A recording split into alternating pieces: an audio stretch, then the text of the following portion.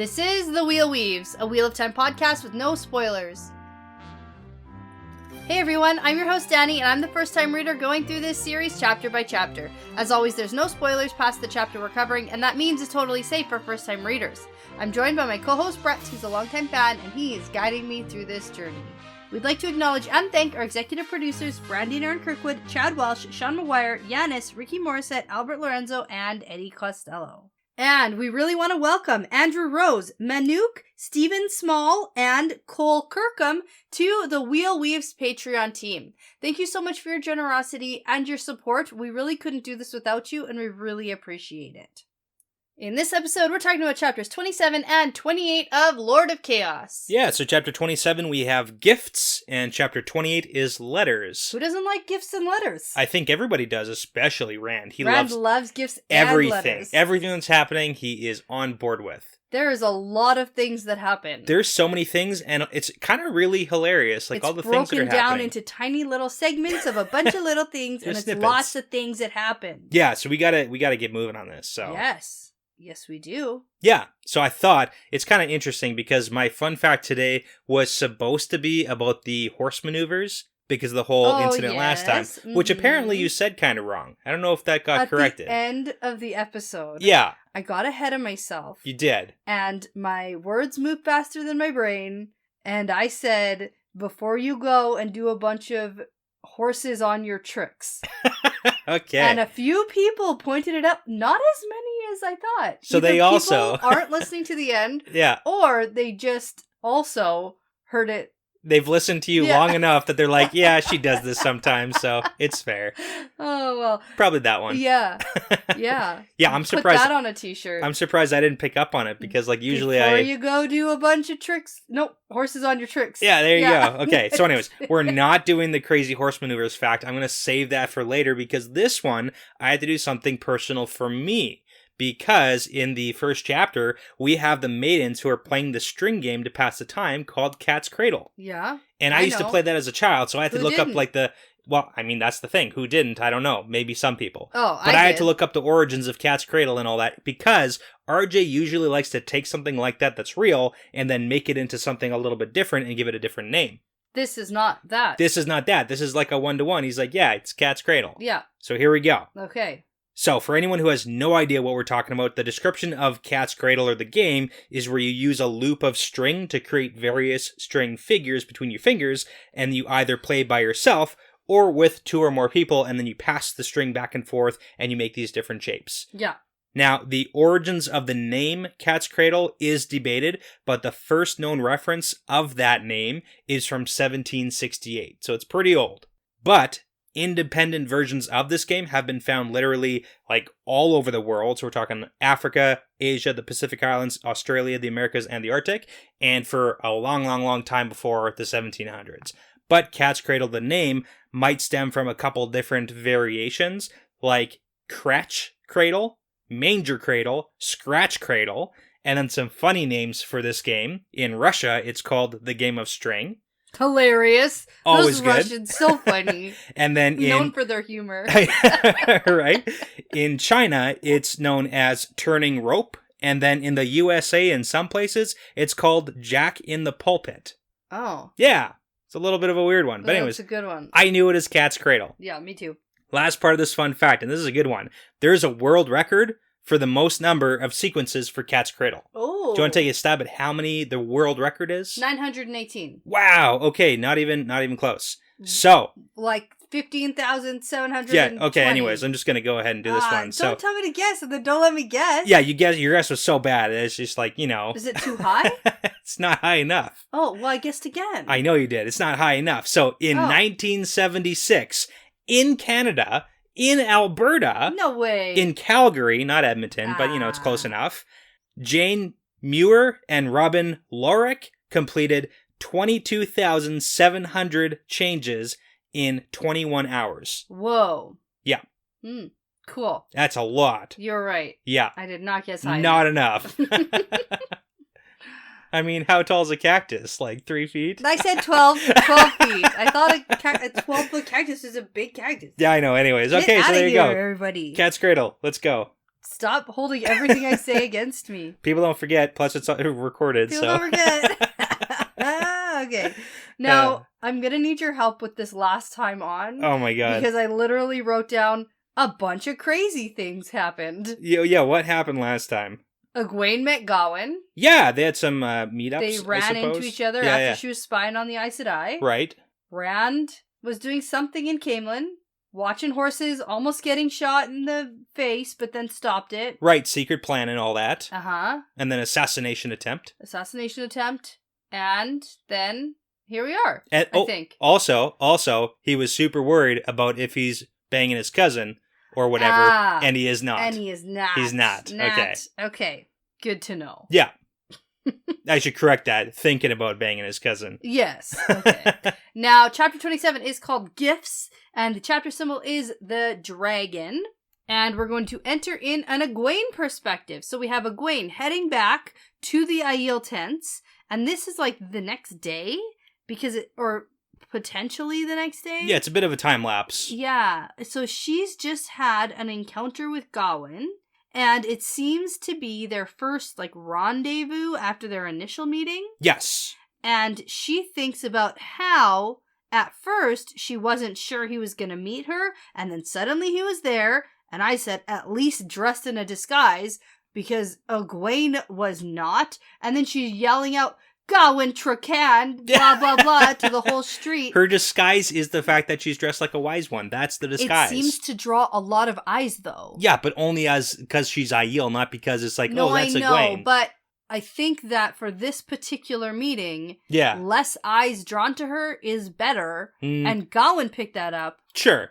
Because he's not in his green coat. There's a whole bunch of holes in your plan, though, because then she'd have to, like, disguise herself, and then she'd have to explain to the Aiel why she's not dressed like a wise... It'd be a mess. Change. It'd be a mess. This is all... She could change. They wouldn't even know.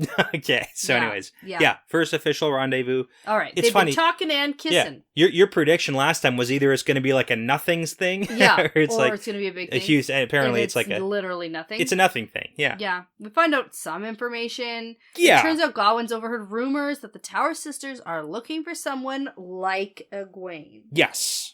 And this is where we get more of, like, him thinking that he knows best for her. Yeah. Because he's suggesting, like, oh, you should either, like, sneak back to the White Tower and just, like, try and, I don't know, like, pretend you never left. I don't know what the plan on that one is. I don't know what his plan is, but she's like, no, none of that's gonna happen. The other one is, like, just go to the Tower Aes Sedai and be like, I'm here, and then just deal with it. Deal with it. Yeah. Ask for forgiveness. No, Gawain, we're not gonna do that. Neither of those. None of those things. Yeah. And now Egwene also thinks about asking Gawain for some additional information, but then she thinks to herself that she won't ask him to spy because it would dishonor him, and she picks and chooses when she thinks that she's following Giotto. Yeah, exactly. And it's like when she feels like it, she's going to do those things. Mm-hmm. But no, she's going to take information he volunteers, but she doesn't want to, like, force him to go and spy and all that stuff. Right. And it's also very possible that they might not know to directly look for Egwene. Yeah, but they also might actually know to look for directly because Egwene. The title, Egwene Sedai of the Green Aja, might be floating around. Yeah, like, because she's used it and other people might have heard it and might be repeating it. Like, it's totally possible that they have. But, I mean, we know that they have no clue. Yeah, they don't know. But it's funny because Egwene doesn't know that. We know that they don't know. Well, no, they've heard of the Green Sister. Yeah. And which might be Moraine. Or it might be just like an additional right, Aes and we Sedai. can get into that after. Sure, but. yeah. So she makes it back to the tents, and one of the Wise One's apprentices invites her into their tent for a bit of a free day, since the Wise Ones are so busy. Yeah. And then we get a scene of Egwene starting to hang out with some of them. This is where they're playing. Cat's Cradle. Yep. Hanging out. And everyone is pretty much just chilling. Yeah. The Wise Ones are busy today, so busy, occupied. Think with the Aes Sedai. Yeah, and Egwene does note that she hasn't been doing the eavesdropping spying on Lady Erlen's mansion. Yep. Because she's afraid of getting caught, but she did, like, pass by, and they're still doing the whole channeling stuff, so she can feel that. She can feel a lot of channeling inside. Yeah. They are practicing. But she's not doing the eavesdropping stuff. Got it. Okay, so then one of the apprentices also speculates that the wise ones are busy with something to do with Rand, and Egwene's like, why? And it's because Rand is back in Cairhien. Yeah, he showed up. He showed up, and that's what we saw at the end of last chapter. Yeah, and it gets better because he's supposed to meet the Aes Sedai this afternoon. Oh my god. So it's like maybe it's got something to do with both of those situations. Potentially. The Aes Sedai and Rand. Mm-hmm. So definitely both. So before we move on, though, Egwene quickly had some thoughts going on in her head about rejoining the Tel'aran'rhiod meetings. Yes. About how she's going to start trying to approach Nynaeve and Elaine again and speak through their dreams. Yeah, because she was like afraid to do that beforehand or whatever. She didn't want to. Yeah, and then she's kind of scared. She's like, what if I get pulled into Gawain's dreams again? Yeah. We do get a bit of a time lapse, though, from the last time, because tonight is the night that they're meeting the Saladar Aes Sedai, and I think that, and in 7 days, she's going to be joining that, and I think last time we heard it was 3 and 10 days. Okay. So that's kind of the time lapse there. Okay, cool. So now Egwene's thoughts go off about hoping Rand won't do anything foolish with the Tower Aes Sedai. She considers Elida's letter, and she's pretty sure that Elida and Alviarin cooked something up together, that second letter from Alviarin. Yeah, that was a weird one. And Rand seems to actually believe Alviarin's letter. In Egwene's opinion. In Egwene's brain. Yeah. Which is okay. That really transfers pretty heavily into the Egwene and Rand stuff, too, yes, because she thinks that he's, like, gonna go with them. I know. Like, and it's like, no. Yeah. No. Why do you think that? Yeah, but then Egwene is just like, it is time for me to intervene. I gotta go. I gotta talk to Rand. Yeah. So she takes off. And now she makes it to the palace and then tells a servant to take her to Rand. Yeah.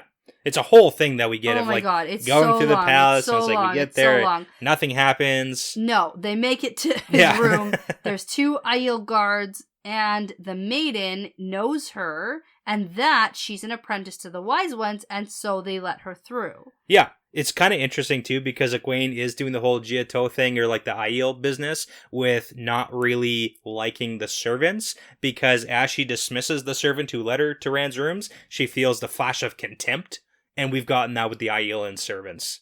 But she's kind of like taking that onto herself, too. Yeah. Okay.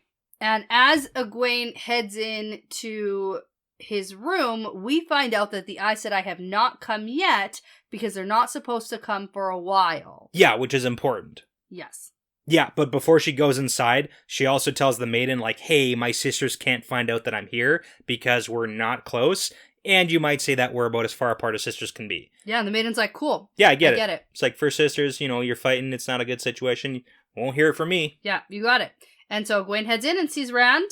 He's sitting on his throne and he does not look happy. Oh, yeah, and she hates it because he's also got the Shan spear. And she's like, he's so arrogant and stuff. Yeah. So much arrogance. But I mean, the reason why he keeps that, we've heard it from him, and it's partially because he wants to remind himself that the Shan are going to be an issue in the future. That he has other enemies to think like, about. You're going to have to deal with this at some point, man. Yeah, and if at any point Egwene was like, hey, Rand, that's Shan. Yeah. Do you know that? Yeah. What's happening? And he'd be like, I know that. I know what it is. She'd be like, where'd you get it? None of your business. Not telling you. Maybe that wouldn't be a good conversation. Well, I mean, they could at least have like a little conversation. I got it when Avienda traveled running away from me. Yeah. And then we did it in an igloo for 4 hours. In Shan. Fantastic. And then almost got murdered. I think it was 3. It was 3 or 4 hours. It was 3 hours later. It was hard to tell. It was a long time. Okay. Anyways, Egwene and Rand have their conversation. Yeah. They seem to take some sort of like playful jabs at each other at the beginning. Like sort of. Like he's playful. It actually seems like okay. It does. At first, I was actually very happy that Egwene was doing this. Yeah, because she's like, oh, wash your ears or something. I guess that's like a small town thing. I don't know. It's like, your ears are dirty. You better wash them, boy. And then he's like, oh, you're also filthy. You're disgusting. I thought they were actually going to have real conversation here, though. Yeah. And, joke's on you. Because he's thought to himself, maybe I can trust Egwene. She knows about Aes Sedai. Yeah. He knows he's supposed to be meeting them. So I thought the fact that she took the steps to come here to talk is good. It's like reforging their relationship. It didn't go that way. Not quite, no. So I really wish we were in Rand's head. To see how it To see it what goes. this other conversation that's going on is happening. Because Rand has a bit of dialogue, apparently, with Luce Theron. He does. I mean, this is a really big thing for this entire chapter. Rand is having the conversation with Luce Theron in his head, like the entire time it seems, and Egwene is noticing. Oh yeah, because he's just sort of talking out loud to himself, not to her. Yeah, but like talking to himself, but as in not talking to himself, talking to somebody else in his brain. That's right. Yeah. There's a lot of people in there. There's a lot of people, yeah, unfortunately. Yeah, so. and Egwene's like, you have to take this seriously. They aren't regular lords and ladies, they're Aes Sedai. Yeah. And then Rand's like, don't worry, I just don't trust any Aes Sedai. Which is fair. But it's also interesting because Egwene is saying one thing, but actually trying to make him do another thing. Mm-hmm. So she's trying to make him do the opposite. Because we kind of hear at the end is her whole thing is to make sure that he acts like a little bit arrogant to put them off, but not so arrogant and stuff that they're going to like try and like gentle him immediately. Right. But she wants Rand to like tell these Aes Sedai to get the heck out of here. I know that. I don't think she quite knows exactly what she's saying or why. Yeah. I really didn't get the sense that she did this on purpose. I think that she says to him, you need to show proper deference, maybe a bit of humbleness, and I think that she's serious. This is advice that she's giving about how to talk to Aes Sedai with respect, because even kings and queens would jump at the chance to go to the White Tower if they were called. And then later, she thinks to herself, I wish I gave him different advice. Yeah, so at the beginning of her, like, starting this, she kind of has that idea of where she wants to go, but at the end of it, she talks about how whenever she used to give Rand advice, he would stick his chin out and then do the opposite, and that's what she was hoping for this time. But at the end of their conversation, Rand tells her, fine, I'll do what you want. I'll be deferent, and I'll be nice and humble and all this stuff. Yeah. And she's like, no, that's not what I wanted. Well, it's too late now. I guess I'll just have to hope it works out. Okay, but then while she's watching it, she's like, oh, he didn't listen to me after all. Yeah, and then she's still angry at him, and that's why at the end of it, Rand's like, I did what you wanted. I was humble and stuff, but like, not really. exactly, so. Nope. I mean, yeah, it's all very the like. most humble. He is the most humble. Like, he wasn't terrible to them. Nah, he's not humble. He played him pretty good. Yeah, oh yeah, he is not humble. This is the opposite of humble. Yeah. This is not.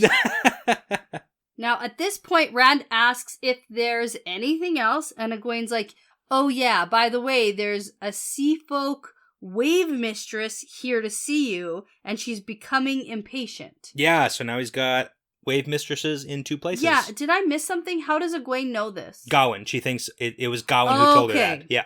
Okay, so he knows this already, apparently, because Berylane told him, and then because we're in Egwene's head, we get her little comment about, Berylane. Yeah. The only thing that would upset her is if a man said no. Oh, I know, I hate that so much. It's like, get out of here, Egwene. Yeah, well, and Rand calls her out for not liking Berylane. Yeah. She's like, I don't not like her. Just like, yes, you do. You only don't like her a little bit. Just like all the time. And we don't even talk about things. It's like, then why do you hate her so much? Yeah. And it's the conservativeness, I suppose. Of I think it's the jealousy. Ooh, jelly the monster. The closeness with the wise ones that are her wise ones. Well, she didn't like her beforehand, too. Yeah, that was the conservative. That's like the sexuality side of it, and then it's like the... This is on top of that stuff? Yeah. Yeah. I can see that for sure. Mm-hmm.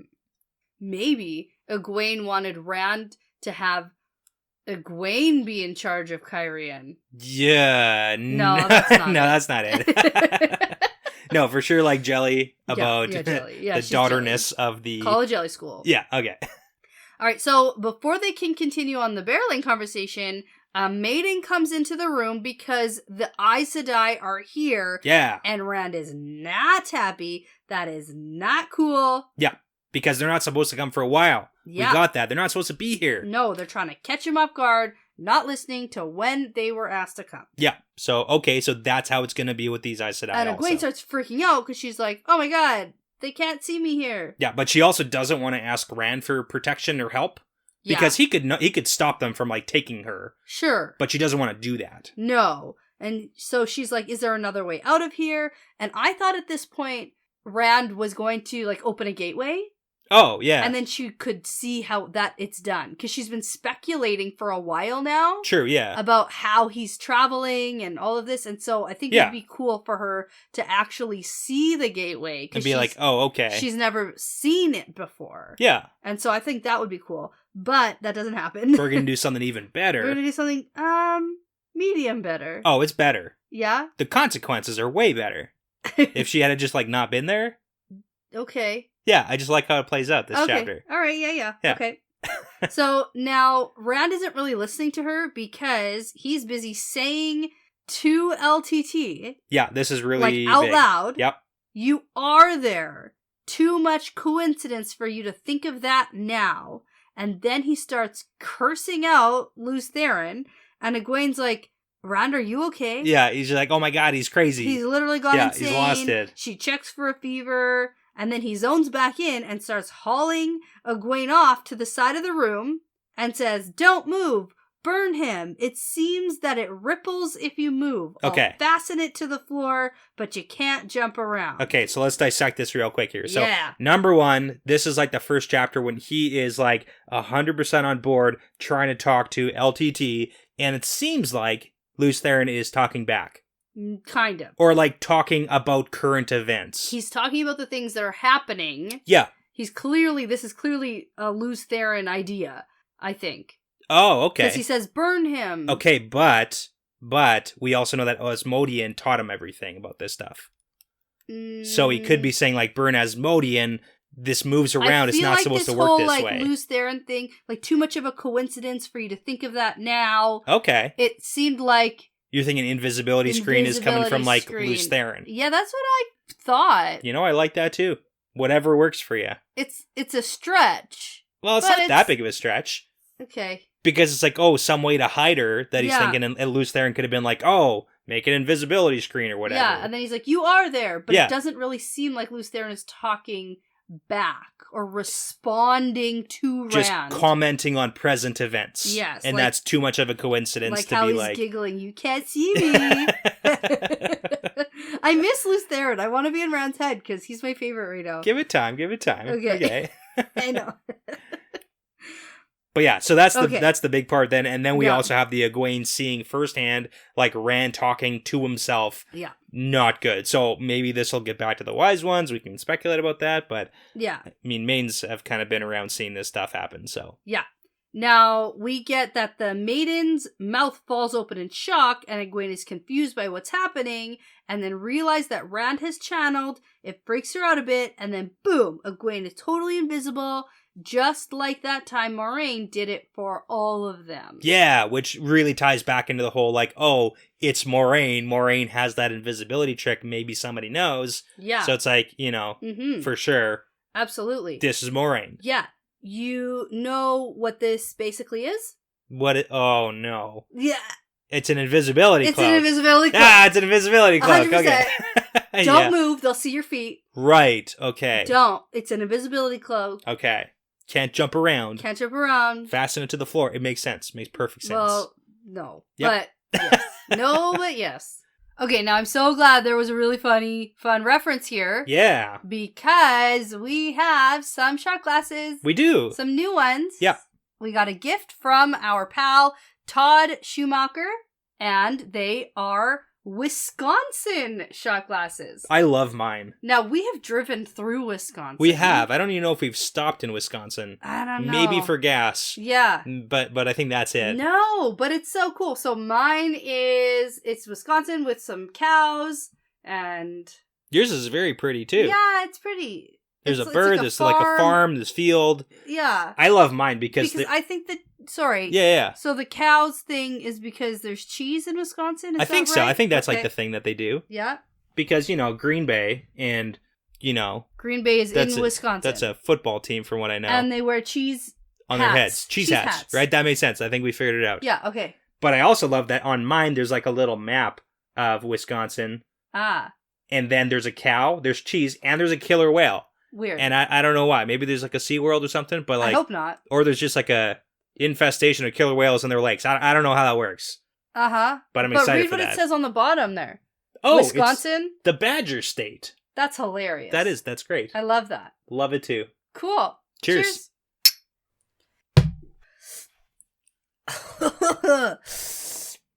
All right. Yeah. Thanks, Todd. Okay. So, Egwene has her invisibility cloak on. Yep. And now it's time for the Tower Embassy to storm in. Yes. And we have... Yeah, let's break it down. Coirin. Yep. She's the leader of the embassy. She's the leader of the embassy. The Grey. Mm-hmm. We've got Nesuna. Nesuna. That's the one that Egwene knows. And is a brown. And went to the library. Yeah. And then we've got Galena, who is a red/black Aja. Black Aja. Yeah. She was the one who was meeting with the other one.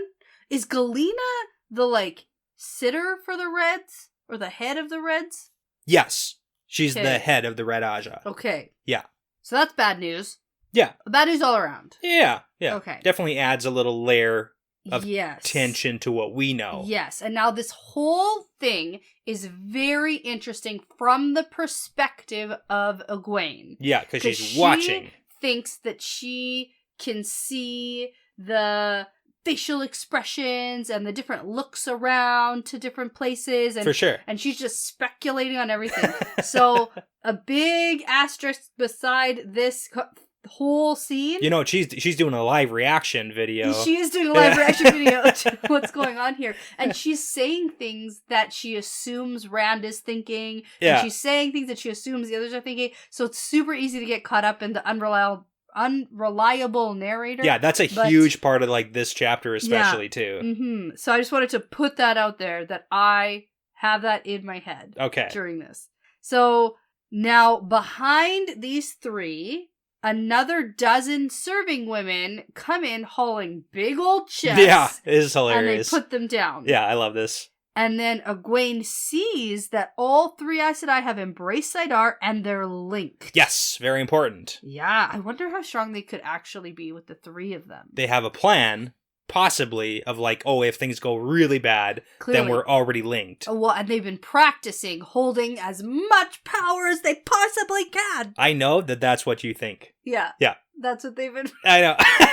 That's what it seems like, anyway. I know. They've been practicing something. Yeah, they're taking their turns practicing something. Something. Yeah. Okay, bye. Novice exercises and such. Stop it. Okay.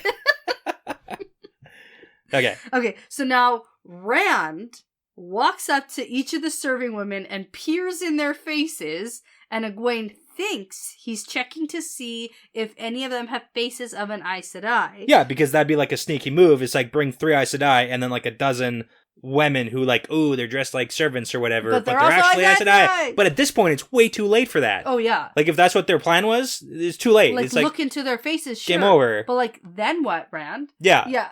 Then get way out of here. Yeah, no. Cut them all in half or something. I don't know. Yeah, balefire. That solves everybody's problems. Well, it solves Taim's problem later. It's not balefire. Later? Yeah, that's not balefire.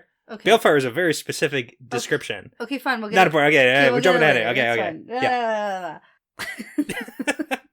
Okay, so Egwene also knows that only 3 of these servants can actually channel. No. They have the spark to channel? Nope. Only the 3 sisters can channel. Correct. Okay. None of these people can channel.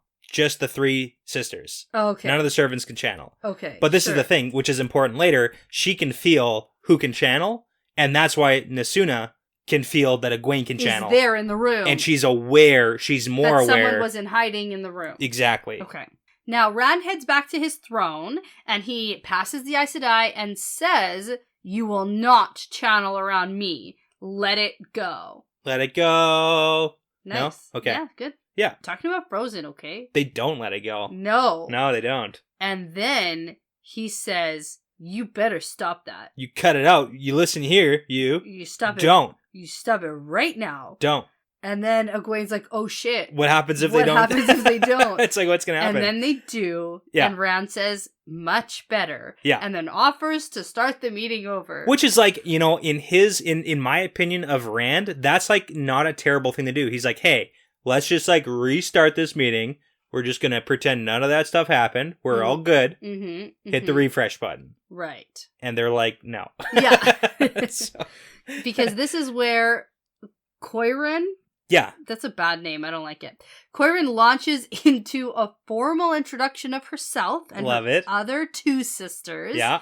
And she uses all the titles and all the Fancy dancy, we are the embassy stuff, from Elida and the, such. The keeper of the Amerlin and Totally. all the Nailed those titles. You got it. And then Rand just is like, I'm Rand al'Thor. Yeah, which is hilarious because he doesn't have like Bashir here to introduce him with all of his titles. Yeah, Mother of Dragons and but it's like the markable, difference between him and the Aes Sedai now because it's like, ooh, it's a total power move by Rand. Did you hear what I said? Yeah, he's the Mother of Dragons. You just skipped over it. No, Okay. I get it. I just wanted to make sure that you didn't laugh at my joke. Yeah. Because if you were gonna laugh, I wanted to make sure you heard what I said, but no, you just didn't think it was funny. No, it's hilarious. It was kind of like your other joke that you made last episode with the Brandy and Sammy. Listen, that wasn't a joke. That's just, I have nickety names in my notes. You're just hitting me with a bunch of confusion People because I'm not paying attention. The nickety names, I have to tell you. I agree. I just was caught very off guard, as I was just now. Okay. So. Fine. Okay. All right, so now we get a whole speech from the Aes Sedai as per the whole letter situation. Bring Rand to the tower with honors, a whole flowery speech. Yeah, they basically repeat everything. Yeah, and then they also have this nice gift for Rand. This is so funny. Then the serving women open up the chests, except they were clearly planning on opening them with the power to make a statement. To be like, whoa, it's so crazy. Much stuff for you. Yeah. But because they aren't using the power, the serving women don't get the gist about what's supposed to happen. Because they were totally instructed, just stand there. And then they start flustering around trying to open the chest, and then in each chest is a bag with a drawstring that they have to undo. Yeah, it's so much. It's so much gold and stuff. It's amazing. And what's behind door number 2? Yeah, it's another chest. Shoot. Oh my gosh. Man. It's such a funny scene. It really is hilarious. Very funny. But I mean, okay, so this is the thing. The Aes Sedai came in hot, number 1, because they showed up, already linked, and before they were supposed to, ready to, take Rand off his guard here a little bit. Yeah. And then Rand, almost puts them in their place, and now they're, listening to his rules. Yeah. They didn't embrace Saidar. No. They didn't do it. They didn't. And they could have, but they decided it was a bad plan because of the whole, oh my god, Rand can tell when women are channeling. Well, or he's guessing. Which we'll get into. But I think this is so funny here because the Aes Sedai are like, what's going on? Because he's looking at all the chests and then the lids snap back down. Whoa! So they're not allowed to use the power. But Rand is. Power move on Rand's end. Rand does it. Rand does it. No, I think Rand totally plays them too. And then he goes, I can always find a use for gold. He doesn't say, no thanks. Not necessary. Take your shit away. Because he doesn't want to insult them. I think maybe a little bit. Okay, so I want to kind of break down some of his facial expressions. So he's sitting back. He's looking greedy to the point where Egwene thinks that Rand is looking greedily at all the gold. Looking and sounding greedy. But let me remind you of our boy Rand. I also wanted to point out that from Egwene's perspective, he looks greedy. Yeah. But maybe that's not what he's doing. Okay, so this is the thing. The Aes Sedai came in with a bunch of gold because they want to bribe Rand to bring him back to the tower. Rand doesn't care about gold at all. Yeah, I know that. Because even if you remember back to TSR, he doesn't know that he has any money to the point where he wanted to buy some stuff and he asked the Aiel, hey, how much do I have? Do I have money? I don't have money. And they're like, dude, you conquered Tyr. It's yours. It's yours. You have all the money that you could ever want. Yeah. And now he also has Andor and Chiron. But the point is they're trying to bribe him. He's playing it off as ooh, I love gold. Because at the end, the Aes Sedai are as long as we keep waggling gold in front of his face, he's not going to see anything else. Maybe. So. Okay. That's fair. Points to Rand for the whole play. Okay. So then Coirin starts to tell him that the Amerlin is super generous, especially once they reach the tower. He'll have anything he could want. Even more gold. Yeah. And Rand cuts her off and is like, yeah, about that. I'm not going to go right now. Yeah. But like soon. I'll take some time. I'm really looking forward to the day I get to stand in the tower, which I'm sure is not a lie. Okay. That was good. For sure. I like that. Yeah, it's fantastic. Like, but it's going to take some time to have all these commitments and here in Andor, ... elsewhere. Yeah. So, I'm just not going to come. Got so with many you. things. Yeah, thanks though. But it does seem like they still believe him though. Like Sort he's of. gonna come. Yeah. And Corinne's like, okay, a few days rest is okay, and then we'll start for the tower. But in the meantime, one of us is going to stay with you because we heard Maureen's dead. Oh, we're sorry for your loss. So sorry about that, but like one of us is gonna take her place. And then they're like, Maureen's dead, And they're looking She's for the behind reaction. invisibility door. Yeah. They're looking for the reaction. Yeah. Yeah.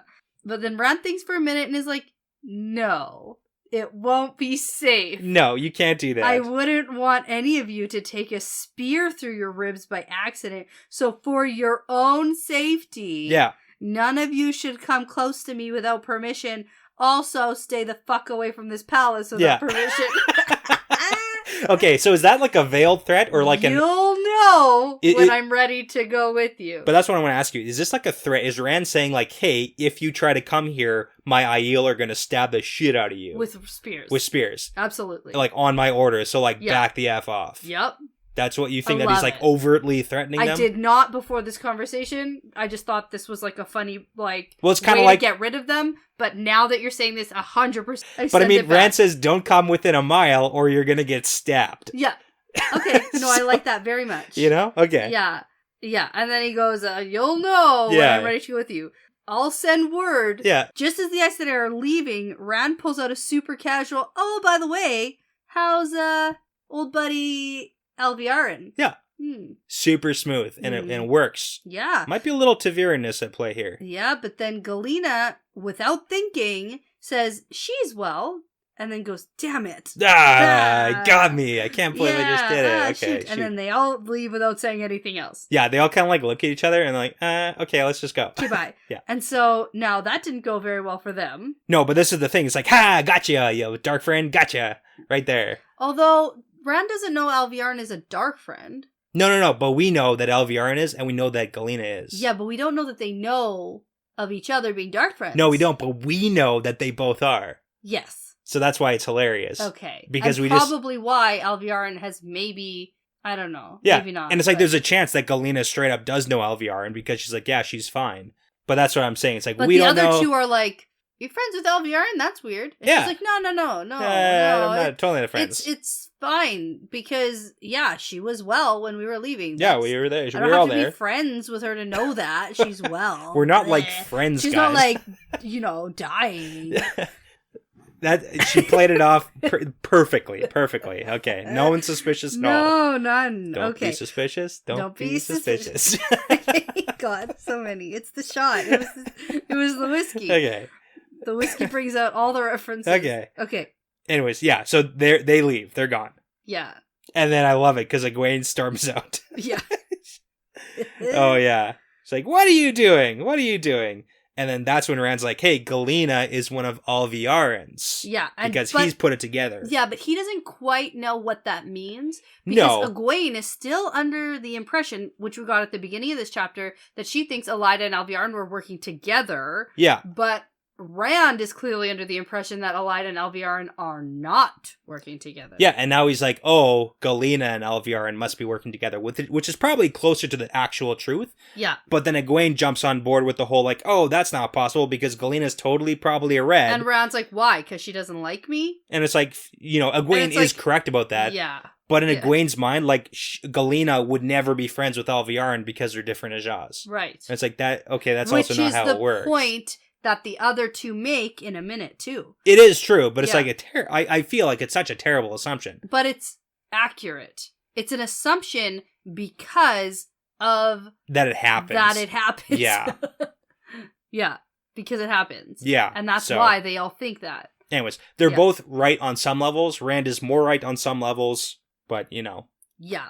And so Rand fights her a little bit on this and then recites part of a prophecy because he's just memorized them all. He has. He's done that. He reads a lot of books. The unstained tower breaks and bends knee to the Forgotten Sign. Okay, and his so breakdown. He's interpreted this as the Unstained Tower is the White Tower. Yep. And the Forgotten Sign is the Aes Sedai symbol on his banner. Yeah, so the tower must bend knee to his symbol. Yes. So, I mean, that's pretty heavy if he's correct about the prophecy. Yeah.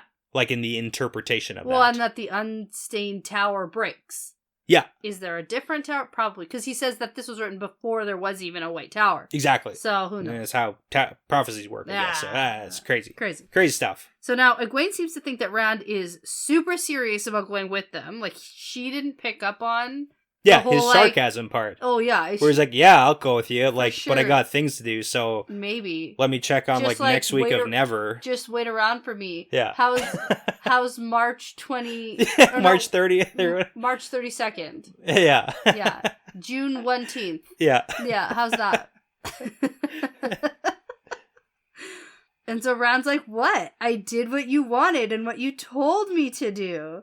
Yeah. I was super humble and respectful. Did it perfectly, so. Yeah. He liked how that meeting went. Like, he's a little bit lighthearted about this whole situation because he did get the upper hand. He probably has some adrenaline pumping. He's also a little bit crazy. Yeah. So. A little bit of everything. A little bit of everything. But I mean, it did seem to go well for him. Very uptight. She is stressed. She is so stressed. And that's why Rand making jokes about, like, oh, I got to sneak you out in a laundry basket. That's not flying with her right now. No, she's like, that's not funny. No. And she's like, by the way, I know you can travel. How do you do it? Yeah. So this is actually an interesting little tidbit of information. I love this. Okay, you do. I was like, finally, they're going to have a conversation and maybe he's going to be able to help her learn something. Okay. And on the end of this conversation, how do you feel about it? Egwene is too thick-headed to understand what the fuck he's talking about. But instead of puzzling it through and like maybe thinking, I'll try that, she thinks to herself, none of that makes sense. I thought it would be different. So here's the thing. Now, I just have a question for you because we've had this conversation multiple times. Yeah. And the way to do different things with Saidin versus Saidar, it's the whole, you can't teach each other how to do things because the way they function is different. And that's fair. But... So Rand says if he tried to do the thing that Egwene does, he'd rip himself apart. Yeah, but she doesn't... But they shouldn't be trying to do things the same way. Okay. Because that's going to destroy the universe. I know. To me, it just seemed so thick-headed of Egwene. Yeah. It just, I don't know. No, I get it. They shouldn't do things the same way because the powers work differently. That's the problem I'm having. You are, yeah. If you try to do what Rand did, you'd destroy the universe and vice versa. Maybe. So that's kind of what the purpose of this because we've heard similarities about this before. Yeah, because she's like, really? I thought it would be more like this. Yeah, because he does the whole like, oh, you take the 2 points, you bring them together, you bend space-time, and then you poke a hole through it. And then and then she's like, no, you make like a similarity to it, and then you create like a doorway, basically. Yeah. And he's like, that wouldn't work. Yeah. And then in her mind, it's like, oh, that wouldn't work. But that's because they're different powers. Yeah, okay. You can't do it the same way. Okay. I read it like, Egwene is like, that doesn't make sense to me. Are you sure it's not what I was thinking? But you're correct. She is doing that stuff. Yeah. Because she thinks that she's trying to tell him how to do something he already knows how to do. And never at one point does she stop and think, maybe this is something I can puzzle out. Yeah. How to do with my power. Maybe slightly different. Yeah. But like, take what he says and think about it. Or maybe she should try her thing too. Yeah. Like do the thing that you think that might work. Sure. Because that's also kind of how the power works. We've seen it where people are like, oh, I'm going to just do stuff. Kind of like Elaine, who was like, I think I can just like replicate this Terangriel. And then she just does. I'm going to give it a go. And Avienda being like, I think I can travel. Give it a go. No, she didn't think anything. She just went. Yeah, that's the thing. Yeah. It's like, but it's the instinctual way to do things. Yes. Nynaeve and Balefire. Yeah. Right? It happens. It happens often. Right. So. Okay. But anyways, we can keep moving on here. Right. So Egwene changes the subject and asks about the sea folk because she doesn't know very much, but it must be very important if they've come all this way. Fair. That's a fair point. And then Rand tells her he'll see the sea folk when he has time for it. And he basically dismisses her and she heads for the door. And when she gets there, she looks back and Rand is already talking to himself. Yeah, and I mean, it's fair that the Wave Mistresses have come a long way to both cities, so he should see them. Yeah. But, I mean, I guess not now. Priorities. Yeah. But, I mean, they should be a priority, probably. Uh-huh. Yeah. But, I mean, that we can talk about that in the letters. Uh-huh. So. Yeah, we'll get there. Anyways, yeah, and Rand talking to himself, so he's yelling at LTT again because he's hiding now, and he's not coming back. Where are you hiding, Burn You? Get back here. I know you're there. Ah, shoot. And she's like, there's nothing I can do for him. Yeah, so this is pretty heavy on the whole Egwene watching Rand kind of go crazy here, because he is straight up having conversation with the dude inside his head. Absolutely. Oh, yeah. Yeah. And now, I don't know if this is siding taint craziness. Okay. Or if this is just Dragon Reborn. Sure. Regular dragon inside your head stuff. So, in your opinion, Rand is not at all crazy? No, or I know just he's like crazy. I know he's crazy. Okay. And this isn't helping. Sure. But this is reminding me of Tyr when it was like a situationally crazy situation. Sure. Because then he sort of like leveled out a little. Yeah. Was able to regain and grasp things. Yeah, little regrouping. Little regroup, did okay, then a relapse. Okay. Right? He's like, his craziness is in waves a little bit. And I just think that all of the things that are happening are definitely contributing to craziness. Yeah, and I mean, okay, it's fair. Yes, but there's stress and pressure and all those things contribute. There's those things. There's also, I think, the taint madness. Yeah. And then there's lose Theron in his head. And you think they're unrelated? Unrelated. Interesting. Okay. Oh, yeah. Okay. Oh, yes, this is definitely unrelated. Cool. But also madness-inducing. Yeah. Fair. It's not helping. Because Luce Theron, I believe, and have this whole time, I think that he's legitimately there. Yeah, I know you do. I know you say that. That and Rand now is admitting. But listen, that isn't craziness. Around him, he'll seem crazy because he's talking to himself. Yeah. But having... I don't know, it sounds pretty crazy when you think that the person living inside your head is real, too. That sounds like something a crazy person would say. No. Let me tell you something. Thinking there's a real person in your head. Sure. And talking to them. And knowing that there's a real person in your head and talking to them is different. Different. If there's actually a person in there talking to you. Totally. That's not crazy. Yep. See? I mean, he's the only one who hears that voice, so... I know, but he has all this information and memories and... Sure. Like, that's real. Okay. That's different. Totally. Okay. Love it. That's what I say. Speculation. Perspective change. Yes. Nasuna. You gotta pronounce that last vowel. You gotta do it. Okay. Yeah. That's an audiobook thing, is an E is always pronounced as ah. Except when it's not. Except for when it's not. Yeah, that is the rules, right? It's the rules. So she's the brown Aja. Yep. She's the one that Egwene, like one of the two that Egwene knows of. Yes, who taught her. Yeah. Yeah. Okay. So now the Aes Sedai are on their way back to Erlin's place. Yep. And she's thinking about how that meeting with Rand went. Yeah. She's a brown, like whole and through, like all in all, like she's brown. Absolutely. Yeah. And so Coiron says, I didn't realize you were friendly with Alviarin, and Galena deflects it. It's not necessary to be friends with somebody. Yeah, that whole business. Good job, Galena. They bought it. Mm-hmm, Nope. And then she changes the subject, Rand being able to tell they were embracing Saidar, because Galena thinks that would be impossible and believes him to be guessing. Yeah, so here's the question I have for you about this, because we know Galena's a Black Aja. We speculate that Black Aja must be able to lie. So does Galena actually think it's impossible, or is she just like straight up lying about this to try and hide her relationship with Alviarin? I have another question for you. Okay. Does it matter? I mean, a little bit about her motives. Does it matter if she's lying about this? No? I mean, we've got we've got different sides of this embassy, Yeah. like partly being Elida's crew and then partly being like Black Aja. Yeah. And then we've also got like Masana in the tower, who's pretty sure that she's going to have her hands on Rand pretty soon. Mm-hmm. So I mean, there's definitely levels to this that we got to consider. Is Alviarin Masana? Or is Galena Masana? Or is it just somebody else completely? Like, did she take... Do you think that Alviarin or Galena would be Masana? Like, Maybe. posing as a person? Maybe. Okay. I mean, possible. Forsaken Because can pose as people. How do you infiltrate the White Tower? Sure. Like, you're not going to start as a novice. Sure, it's not like a work your way up system. It'd be like No I'm way. going to take the place of somebody. Yeah. But would she be someone who is like on this embassy or whatever, or a literal keeper? So, I mean, that's a big question. Probably keep her. So you think that Alviarin is Masana? That's my new theory. I like it. Why? I can get on board with that. Yeah, that's the new one. Okay. Anyway, where That'd were be we? pretty devious, but you know. Yeah. Oh, I can't imagine a Forsaken being devious. Okay. Okay. All right, so Galena's definitely deflecting, I think, from the whole, like, Alviarin conversation because she switches it right away. Yeah.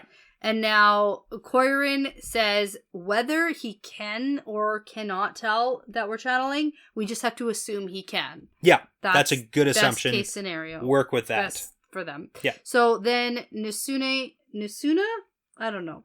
Finally speaks up and says, do you have any idea who the sister was standing in the interview with us? Yeah, and technically she might not be an Aes Sedai, but for shock value, she's like the sister. Yeah. Because it could be like an Aiel, blah, blah, blah, but, you know. Yeah. And the other two didn't even notice. Yes, they had no clue. Yeah. And then Galena takes this as confirmation that it's for sure Moraine. Yeah, because invisibility trick, possibly. Yeah, and Coirin disagrees with Galena. She doesn't think that this is confirmation of Moraine because she thinks it's confirmation of the, quote, green sister who's advising Rand. Yeah. Now they do want to, sick one of the sisters on Moraine and go and capture her. Yeah. And then bundle her up into the basement until they leave and then take her with them. Right.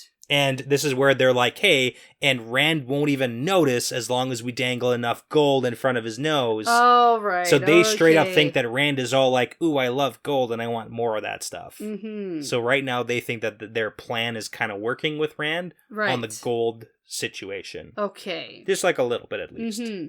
Now they think, or Nisuna thinks, at least we have a lot of time. We have some time now to figure all this out. Yes, and again, we've heard that a few times that they have time. Yeah. We don't really know why they think that they have time. Yeah. Like that's not exactly clear either. Yeah. I also noticed that you didn't mention Nisune, her specimen boxes. I was gonna do a fun fact on specimen boxes. You were. But I thought I might hold that for later. Okay. Yeah.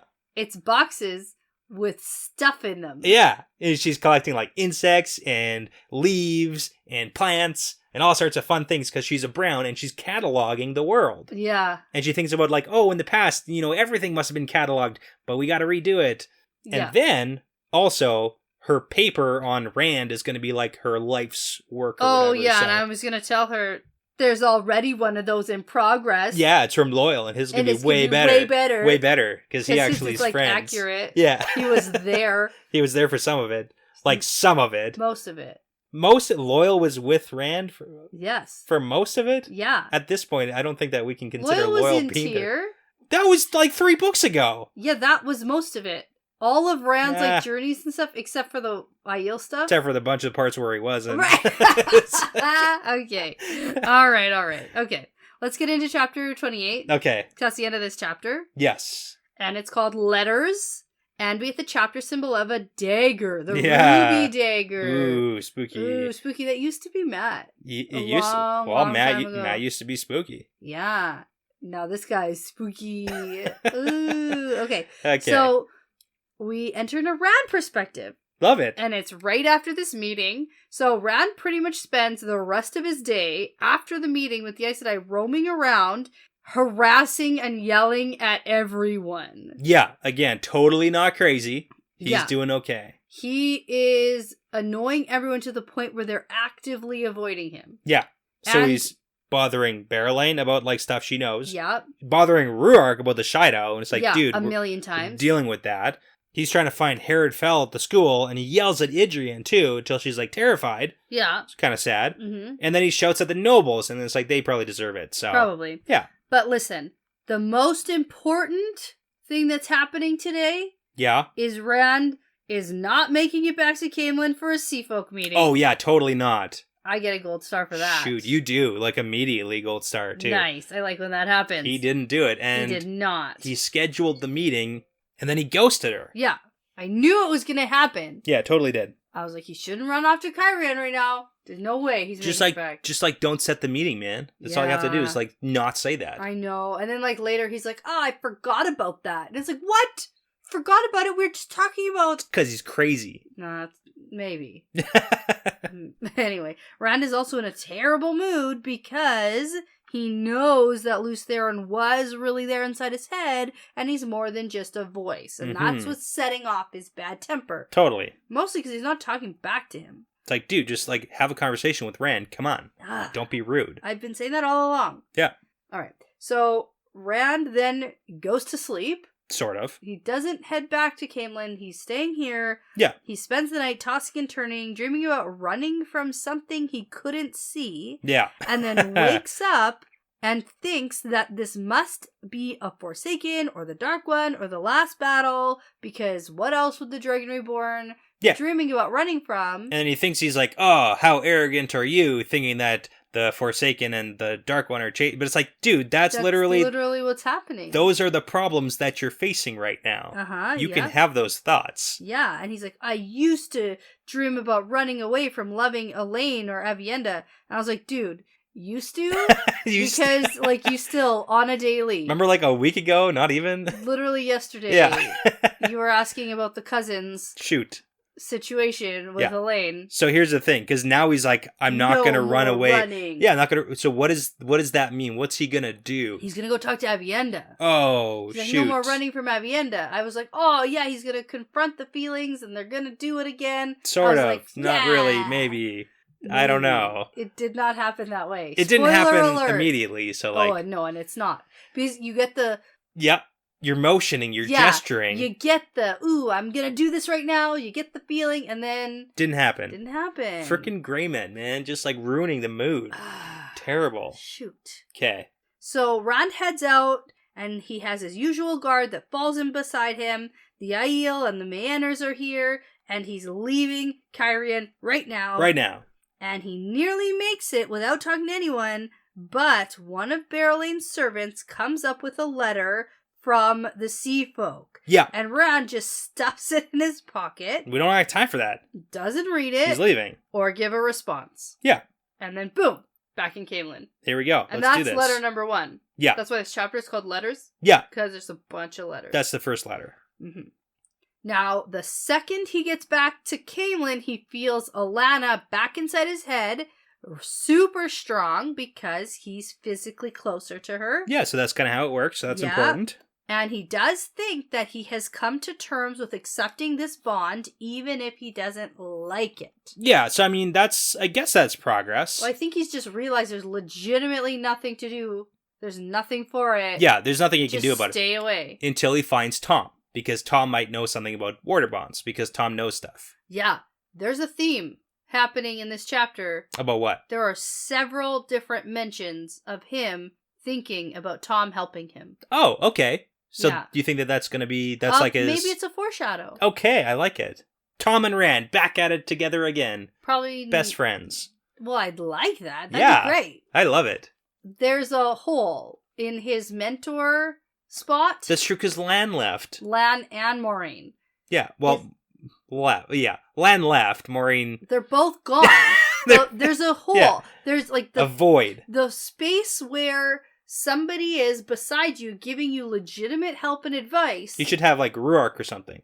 Literally anybody at this point would be okay. Well, he has Lews Therin now. No good. He doesn't need anybody else. I'm fine with that. That actually works for me. Lews Therin's like, yes, kill them all. Kill everybody. Yeah, break the seal. Break the seals. Break them. Kill everyone.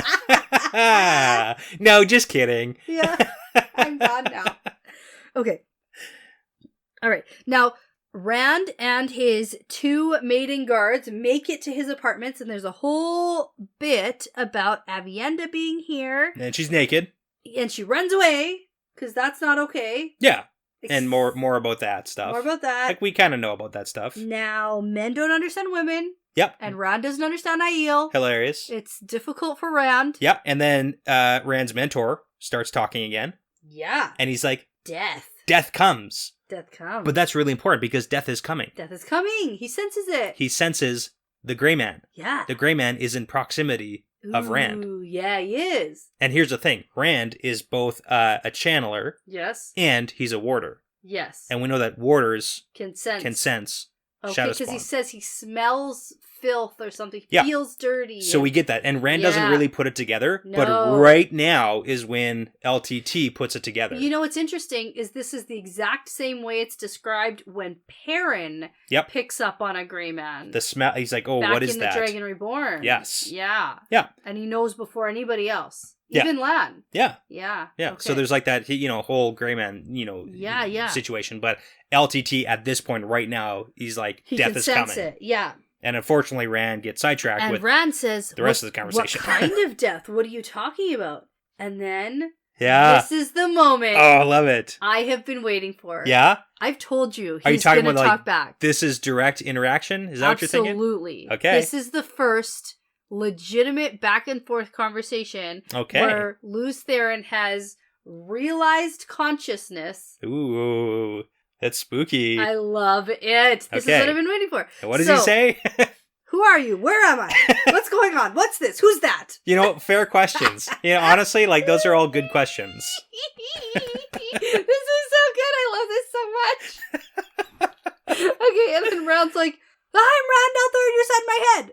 And then Lews Therin is like, inside? No! I am myself. I am Lews Therin.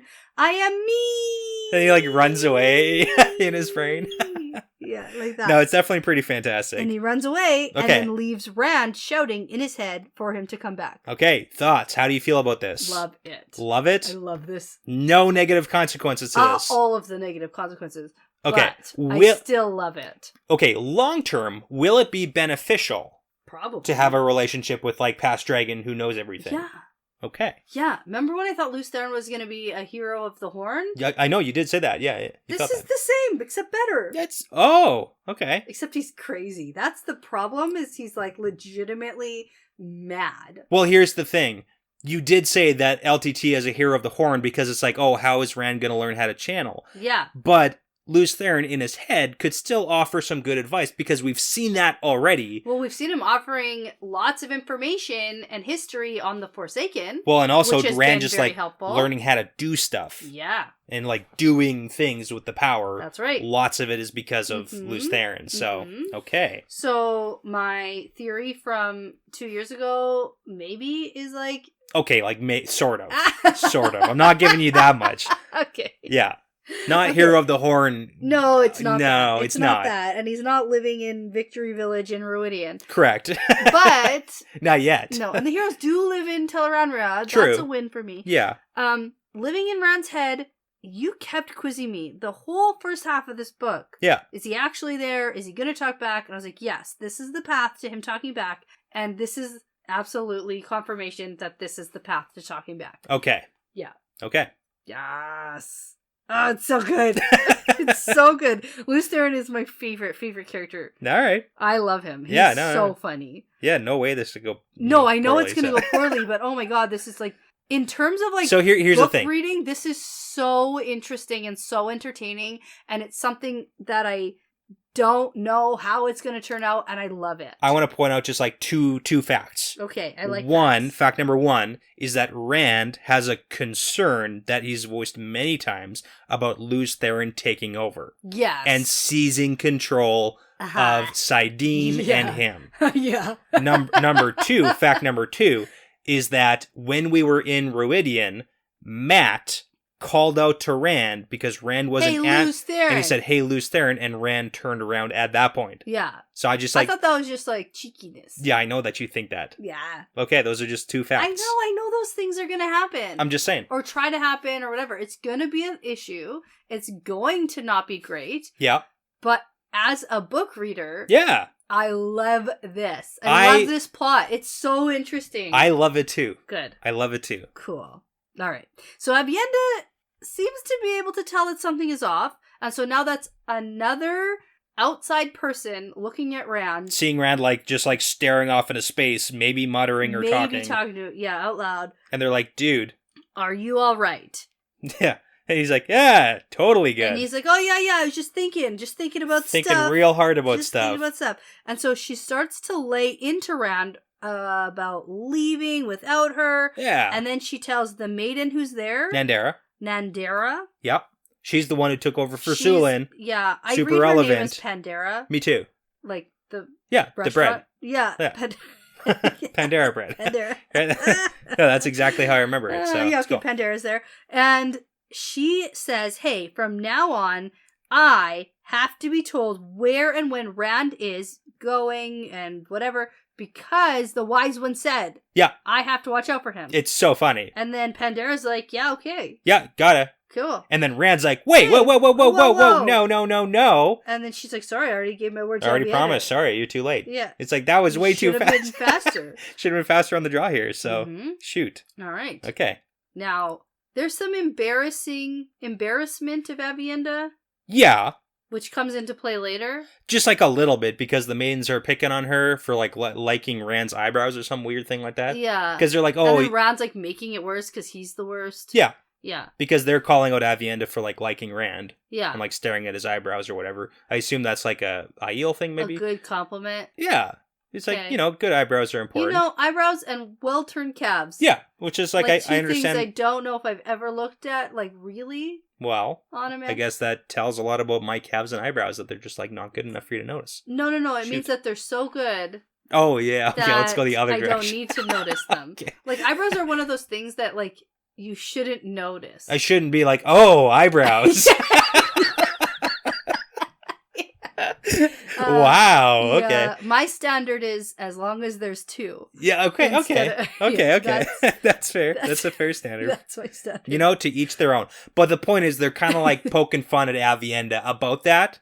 So it's Sure, good. It's good enough. Sure. It's Okay. honestly not that big of a deal. Like, we know that there's some feelings there and they're unresolved currently. So Okay. yeah.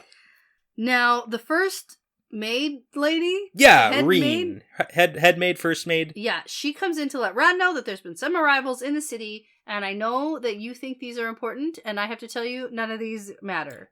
Okay, so the important part are these are the nobles who are the ones who were against and opposed to Gabriel and left. and they were on Morgaze's side. And when we got that Morgaze perspective, these are the people she thought would be loyal to her. Okay. So that's really important because they're currently coming in to now possibly talk to Rand. Okay, and but Rand they is haven't sent word, and some No. arrived in the night, and... Yeah, so they didn't do Yeah. like the official, like, oh, we're here, but they are physically present, which seems like it might be a good thing. And Rand is a little bit happy about this because, it's good because he wants those people on his side too. Right. Because he doesn't want to rule here in Andor. No. He wants Elaine. He wants Elaine here. If they supported Morgaze, they'll probably support Elaine. It all works out for Rand. That's right. Yeah. Mm-hmm. Oh, and there's another letter. And another letter. Yeah.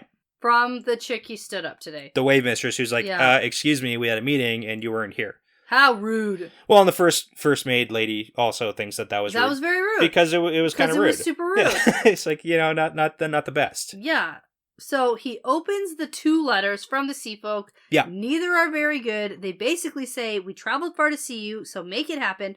One of them is labeled the Quaramore. Yeah, I think they're both labeled as to the Quaramore. Oh, I saw one for sure. I didn't know the second one. Yeah, I'm pretty sure they're both. Okay. Yeah, each was addressed to the Quaramore. And Okay, at least and he's like, oh, that's probably me. And he's like, oh, that's probably what these people call the Dragon Reborn. Yeah.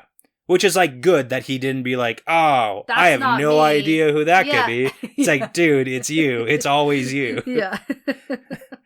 Okay. Yeah. Which, to be fair, from my perspective, Sure. we don't have confirmation. I mean, technically, no. No. But I mean, the That- Sea Folk seem The to Sea Folk think. that. Yeah. But I don't know about any of their prophecies. Yeah. From my perspective, So that's actually a good point that you bring up here because I Rand. don't actually know. They assume that, this is the guy. Yeah. But maybe. But that's he's actually a not. very good point because Rand thinks about the fact that all the prophecies of the dragon, they don't really mention at all the Sea Folk. And Yep. that is a little bit why he's putting them off because he's like, I don't want to involve them. Right. But that's not how this is necessarily No. going to work. No, it's not. But it's really funny because when we started this series, we heard about the Kara Karn, the Quaramore, and the Dragon Reborn. Yeah. And I asked you if they 100% might... Rand. Well, I asked Yeah. you if it's like, 3 Taviran boys, Yeah. 3 titles. Yeah. Could each boy take a title? That'd be cool. It would be. In an alternate universe? Yeah, I could That's a totally get on great board. book Like, series. I would love that. Yeah. But you were against it pretty much from the beginning. Yeah, oh yeah, it's all Rand. But I like that theory. I know, me too. I feel like it could have worked. I even believe that this is actually Rand. I'm just speculating, like, hypothetically. I don't have confirmation that I need. Yeah, you're putting it out there now so that if it turns out that the Coromor is not Rand, you can technically go back and be like, ooh, but I did mention it. Right. Half a star. I won't even remember that I said No, that. you won't, but that's not important. Yeah. All right. So while this is all happening, a servant comes in a dress. Yep. Sinks to her knees in front of him and hands him another letter. Yep. That came, like, in the night, and the writer, like, left. Super suspicious. Yeah. And even Rand is like, this servant is being a little bit too, like, servanty. Yeah. Excessive. And then he realizes that it's Sulin. It's freaking Sulin. It's Sulin. He's like, what the fuck are you doing? What's happening? And she's like, what? I was commanded to bring this to you. It's like, not that. You know exactly what I'm talking about, and it's not the letter. Yeah. It's why are you in a freaking dress? And then she just, like, takes off out of the room. Yeah, because he tries to call her out, and she's like, runs away. Like, no. And then the head maid lady glares at Pandera and says... It's actually Nandera. No, I know that. Okay, but it's the Pandera bread. Pandera bread. Wait. Panera. Panera bread. No. Oh. No, Panera's the restaurant. And it's Bandera bread from Boston Pizza. Oh, no. Okay. It's not... Yeah, Pandera still works. Okay. Panera. Do we have Panera bread in Canada? Toronto has one. Excellent. Panera. Okay, and what's it's a place that has, like, good soup and stuff. What's the Boston Pizza thing? Bandera bread. Bandera bread. Yeah. Okay, so we're kind of right, but also wrong. Wrong. Okay. We're right for the wrong reasons. This maiden's name is Nandera. This was Nandera, and then the head maid glares at her, and she's like, I told you this wouldn't work out very well. Yep. So this is basically what's going on here, because Rand is very confused. Yeah. And he wants a straight answer from somebody. It's been a long time since we've said Rand is confused. It is, and he is very confused. He's very confused. For a few reasons. Yeah. Okay, so here's what's up, which is really... Give the jot notes. Yeah, okay. It's like 8 pages. It is. It's like a lot of explaining. So first we had Nandera, who brought Sulin... Okay, let's back up a little bit more. Sulin did the whole talking to the guy shine like a maiden. That was a no-no. So when they were in Shadow Logoth, Nandera was like, yo, you gotta atone for this stuff. And she's like, yeah, once the Karn is safe. So then they come back, and then Sulin has to meet her Giotto and all that stuff. So first, Nandera brought Sulin to the kitchens. And the cook was like, no. Yeah, it's not going to work out, because also Sulin might cause a fight or something. So then they went to Mistress Harfor, the first maid, because it's like, oh, she's like the roof mistress, so she can do something. Which they also don't like, because, like, is she a roof mistress or not? Doesn't make any sense. Yeah. So at this point, Rand is even more confused in the explanation. So he's like, what? Did Sulin get married or something? Because of roof mistress business. Yeah. Is that what? Because isn't the roof mistress something to do with marriage? No. Oh. No, he thinks that... It's like, I got it. No, that's not it. No, he thinks that she either gave up the spear or, like, married an Andor man, which is why she's getting a job as a servant. Oh, yeah, that doesn't make sense. It doesn't, and he's like, I'll give her gold if she wants gold, and she doesn't have to work as a servant. This worse, it's like, shut it, Rand. So then Avienda steps in, and she's like, no, Sulin's meeting her toe, and stay out of this because it's not your business. And then Rand remembers the Shadow Logos stuff, and then he puts it together. It's like, oh, Sulin has toe because the guy shine business, and then she has to meet that somehow by accepting an even greater shame in her eyes, which is being a servant. So this is like what's happening. Mm-hmm. And it's her choice what it was going to be and then how long it's going to be for. Right. So currently Sulin is being a servant, and according to the first maid, she's being a terrible one. Yeah. Which is like fair. So. And then, so Rand realizes that this is his fault. Yeah. And he's like, it's my fault. She doesn't have to do this. I'm going to go make this right. Yeah. And, like, that's the wrong thing to say. Because it's like, not your toe. So it's not your business. Stay out of it. It's not your fucking business, Rand. And then Rand puts his foot further into his mouth and says, since I caused this, don't I have toe towards Sulin? And that's an even dumber thing to say, apparently. I don't even really get it. Yeah. But, like... This is where the eyebrow business comes in, because then Rand is butchering this whole Giotto and Aiel business. So that's when Nandera takes a shot at Avienda, and she's like, hey, if you stopped daydreaming about his eyebrows, you would have taught him better. Oh, okay. And then Rand's basically like shaming Avienda because he doesn't understand anything about Aiel culture. Yeah. Okay. And that was her job, was to teach him. Yes, got it. That's what's happening here. Yeah. Okay. And so now, to change the subject, Yeah. Rand opens up the letter that Sulan brought, and it's an interesting one, especially how it's written. It's titled Cousin. Yeah, it's a secret coded message. Yeah, and it says, times are delicate. I want to assure you of my goodwill, and I acknowledge you. And I can't really say anything specific, but it's from, drumroll, the Queen of Gildan. Yeah, Alejandra, and she doesn't sign it Queen of Gildan. It's like a super informal coded message because of the whole White Cloaks and the profit business in Gildan, so it's kind of a mess. Yes. Alejandra is the one who hasn't died immediately after becoming queen. She was the one who brought different jewelry every time to give it up. Because she's like, hey, as long as he's focused on that, Massimo isn't going to murder me. So, So good on her. Yeah. Plus, burn the letter. Burn the letter. Yeah. The fires of my heart or something like that. Yeah. Which Rand picks up on. He's not stupid. He's got this game of houses stuff going on. It's like he knows. Good. He knows. It's pretty good. Yeah. And so for the third time this chapter, Rand thinks about wanting to talk to Tom. Yeah. Because Tom could have pulled out 6 other things in this letter that he can't. And he also thinks that finding Tom will mean finding Elaine, so bonus. Yes, true. Now, it is interesting, too, because he thinks about this letter, and he thinks that this is the first time a ruler is approaching him without his sword at the nation's throat. And we kind of have to put some asterisks beside that. Barrelane with Mayanne, but we could put the asterisk there because the whole Tyr situation. Tyr and Mayanne and Tyr. Yeah, so there's that, but then we also have the Sea Folk who are clearly here to try and do something with him. Yeah. And he is ignoring them. I don't think that he sees the Sea Folk as a nation. True. So. But they got boats and super fast ones. Boats. And channelers. And you know what's going to be really helpful? Channelers. Boats and channelers against who? I don't know, but instead of that song, Boats and Other Hoes. People who have boats and channelers. I was going to say Boats and Hoes. Yeah. But let's remake it. Boats and channelers. Okay. It's a good one. It's a good song. I like it. Okay.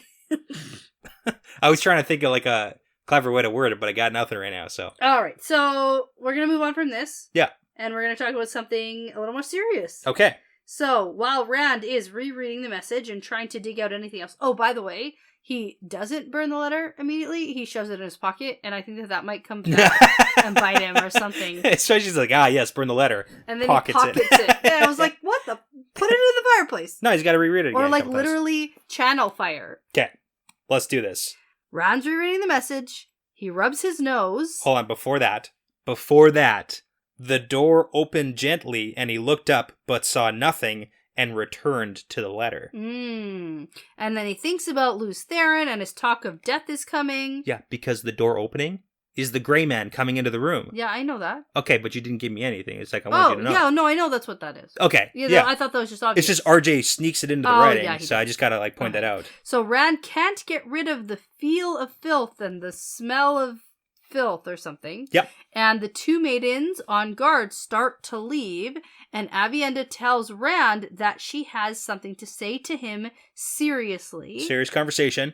But then Rand puts things together. The open door, the feeling of filth, and Rand pushes Aviendha away from him, spots the gray man that's attacking him with a knife, and captures him in air as he's running forward with that knife. Got him. Good job. And good job, LTT, for, giving us that warning that Rand didn't really pay attention to. Exactly. So, yeah, but it's good.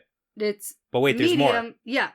As Rand has the gray man wrapped in air. Now, it's interesting because this bar of fire flashes past Rand's shoulder and burns a hole in the gray man's chest. Yep. And at no point did I think this wasn't balefire. Okay. I thought for sure Rand had taught Taim balefire. Sure. Or he just already knew it or something. Okay. And he's just using it willy-nilly. And I thought that was going to be a huge talking point here. Yeah. But before, about an hour ago, you said not balefire. Because 2 things about balefire. It's not white light. A white hot bar of liquid fire is kind of typically yeah. And then what happens to things when they're hit by balefire? They fucking disappear. Gone. This guy does not disappear. No, this is just regular old fire through his chest. Shoot, so boring. Quit boring us with your boring channeling. Taim is not boring. Yeah. I love it. So suspicious of this man. I like It's him. not I even funny. think he gets a bad rap. Like, I think that he has a lot of good qualities. He's following the rules.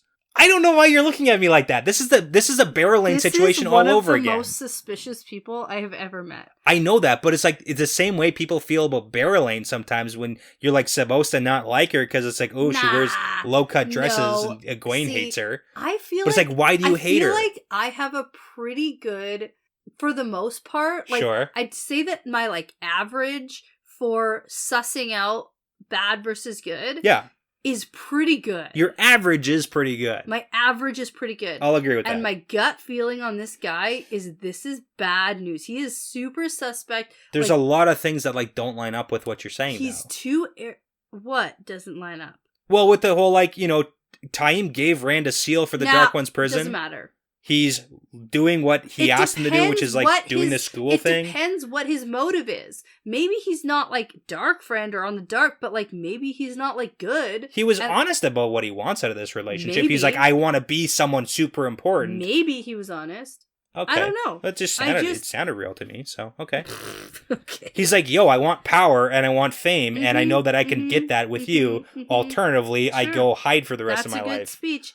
Not that I don't think that that's right or wrong. Like, that might all be true. Sure. But the way he's gonna get to that power might not be great for Rand. Okay, and he's just like super arrogant here. He's like there's something is nagging at the back of my head. And it's... You know what it is? It's Lews Therin being like, kill them all.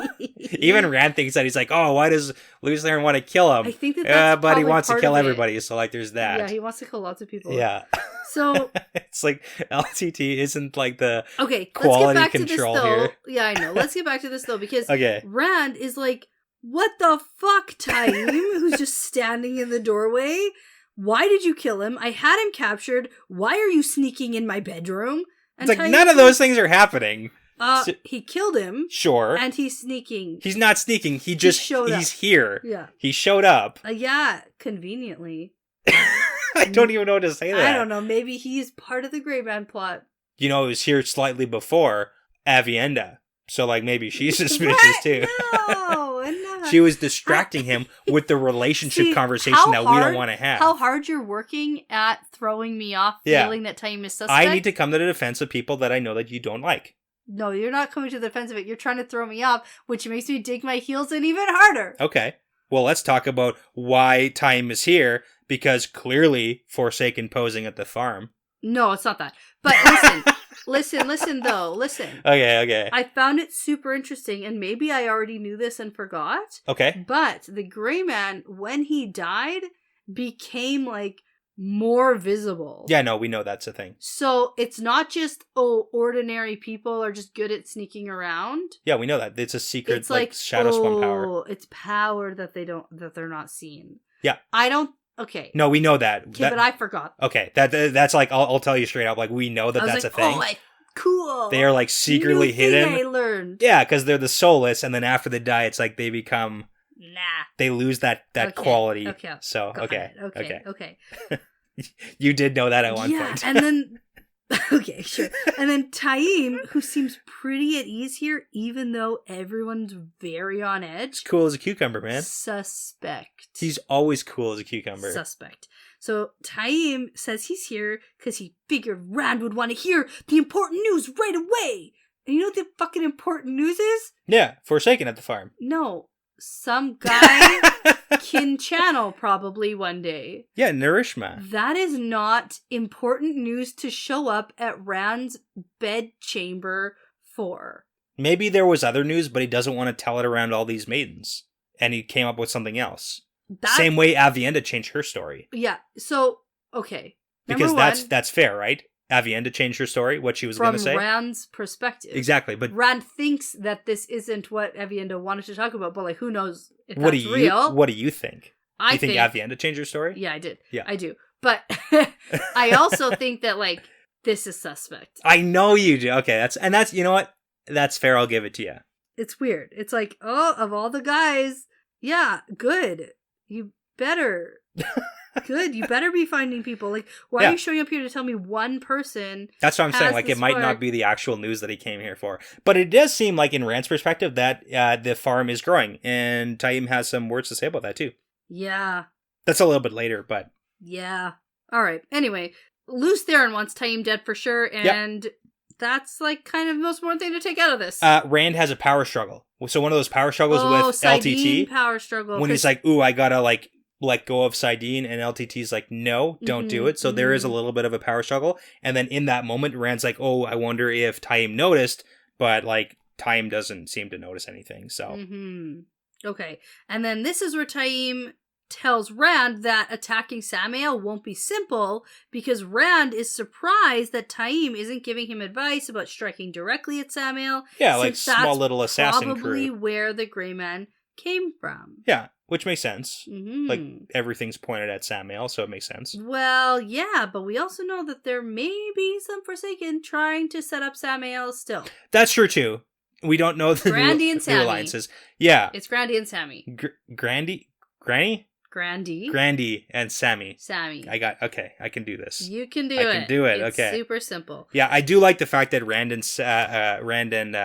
Taim have the conversation about Samael. It's like, oh, we can't just, like, you know, zap into Ilion. Yeah. Because he's probably set up wards, because that's kind of what we saw Ravine did. Yeah, what Ravine did. Yeah, it's like you square off the city, so whoever shows up wherever, you know, and then you just, like, lightning blast them from there, so you can't just do that if you're attacking him. That's right. So that's important to know. Yeah, and then Taim's like, okay, bye, and leaves by gateway. Yeah. It's like, what the fuck was that? But before he does tell Rand that he should probably visit the farm. Because there's, like, changes. There's changes happening. Yeah. Like, maybe, if anything, this was him showing up to talk to Rand, realizing he wasn't alone. Yeah. And then giving him a message. Be like, come to the farm. There's changes. I gotta talk to you. Yeah. There's stuff going on, and we gotta talk about it. Okay, but it does come across very suspicious. Okay.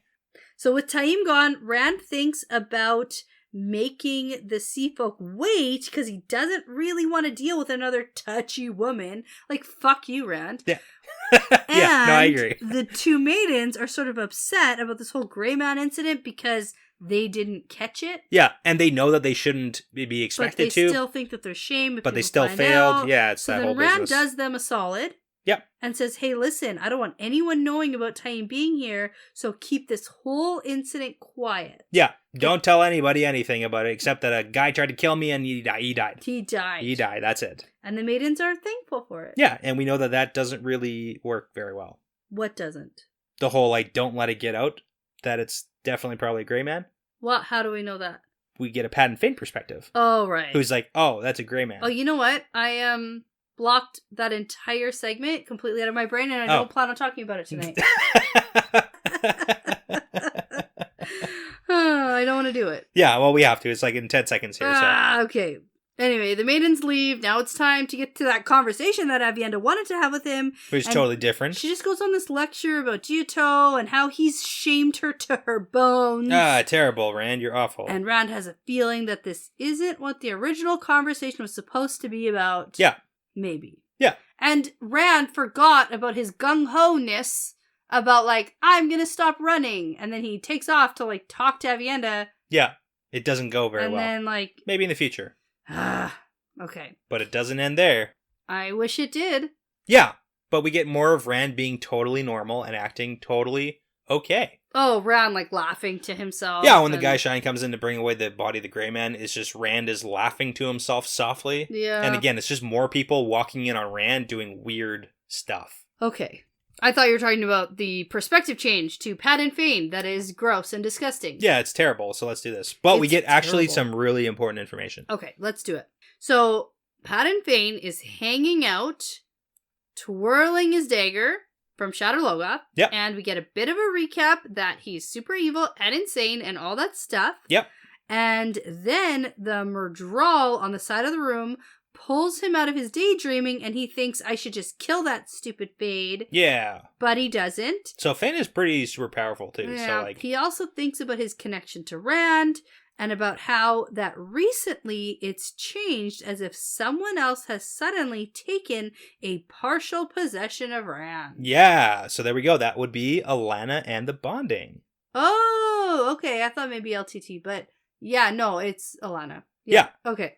And in doing so, he thinks that it pushes away part of Fain. Ooh. So it's like, that is actually kind of super important here. Okay. Okay, because Padan Fain is the original connection to Rand. Like the peddler, dark friend Padan Fain Yes. is the connection to Rand. Had the connection to Rand, and now that Alana has like a piece of Rand almost, he feels that he's being shoved to the side a little bit. Okay, Yeah. which is fine, except that there's other parts to Fain, like the Mordeth and Yes. the other stuff that maybe there's more, I don't know. Yeah, we don't really know is, like, all of it. What's left if Fain is being pushed away? Like, I don't know. Yeah, because we got some of the Fain stuff. We got some of the, like, Shadow Logoth, Mordeth, / maybe Mashadar, / maybe some of the Black Wind stuff, because we got that too. He's a combination. Okay, so the door busts open, and it's a young boy named Perwyn Bellman, because why not? Sure. And his mother, Nan, comes in. like Nan bread. Mm-hmm. Everything's and up until like now, yeah. And up until now, no, Nan bread has 2 A's. I know that, but it's like everything's a type of bread. Yeah. All the names. Okay. Now, up until now, they've just been regular old dark friends, but now Fain is here, and they are under the assumption that Fain is someone pretty high up with dark friends. Yeah. And they have news for him. So, someone tried to kill Rand this morning, and the man got right past all the Aiel in his rooms, and Fain figures out that it was a Grey Man. Yes. But also, more importantly, we figure out here that Fain knows the exact location of Rand. Yep. And he's close. And he's close. And there are, like, spies, and everybody knows everything. So the question is, where is Fain, and how close is he? Because we also get that Fain thinks to himself that he brushed both Elida and Pedronile with, like, his evilness, so neither of them are ever really gonna trust Rand. Not that he would probably trust either of them or vice versa anyways. Yeah. But it's like he thinks about that connection, that he does that to people. Okay. So it's just good to have that on the record. Thinking off the top of my head really quickly. Yep. That entire incident, those 2 Aiel definitely don't want anyone to know about this situation. Sure. And Avienda's not telling anybody about this situation, and Rand's not telling people about this situation. Sure. Either the guy Shine, who carries the body away, talks. So here's the thing. Or Taim. Well, no, but this is the thing. Rand didn't say don't tell anybody anything. He said only tell people that a man tried to kill me and he died for it. Okay. He doesn't say, like, don't let anyone know someone tried to kill me. Okay. That's fair. Yeah. So it's not like an uber secret. It's just like a don't tell people it was a Grey Man. Okay, and then Fain figures out, he puts the puzzle pieces together, that it's a Grey Man. That it's a Grey Man, exactly. All right, and he thinks that means that it's the Chosen, and he hates that so much. Yeah, because that's important. The Chosen, like the Forsaken, are the ones who can control the Grey Men. Yes. And he thinks Althor is supposed to die by my hand, not some dumb assassin from some dumb Chosen. Yeah, exactly. So does that mean he's going to go start offing Forsaken? Well, he probably wants to. Yeah. But he also thinks to himself, like, as soon as I run into one of the Chosen, I'm going to die. Because he knows that he can't go up against the one power. Like, he doesn't have anything against that. Yeah. Okay. Fair. Yeah. Now, Fain thinks that all his rage has to go somewhere, and so he brushes his hand against the boy's face. Yep. But, like, smacks him. No. No? No. He has magical powers. He has magical powers. Yeah, so that's basically what we learn in this little segment here. So, okay, what? So this is the thing. Fain does something. He brushes the boy's face with his hand, and he thinks to himself, even I don't understand the tricks that I can do, because there's some stuff from the Dark One and some stuff from Eridol, and then he thinks about how right after Eridol or Shadow Logoth is when he stopped being just Padan Fain, and his ability began to manifest slowly. Okay. So that's when the mother starts to plead with Fain, like, stop doing this, because this kid's, like, convulsing on the floor, because Fain has powers. Weird. He can do stuff, like evil stuff to people. Okay. But we don't exactly know what, and neither does he right now. Okay. Yeah, I think I just read this part really quickly. I just wanted to get through it. And it's very loosey-goosey. Okay. But then at the end, then he also thinks like all he knows is he can do certain things now as long as he can touch what he works with. Okay. So all the evil is like, coalescing inside Fain, and he can do stuff now. He's the worst. He's even worse than he was before. He's the best villain of this series so far. He's a super villain. Yeah, some absolutely. would say. Yeah. Yeah. And so Fain starts thinking about what he could do to hurt Rand, and he considers the girls at the inn, so he knows about them. Yes, he does. And then passes on that idea because it doesn't seem like Rand cares at all about them or the Two Rivers. Congratulations, Rand. Because Rand didn't go back to save everybody. Congratulations. Like, that legitimately, his plan has worked. Yeah. It has literally paid off. Yeah.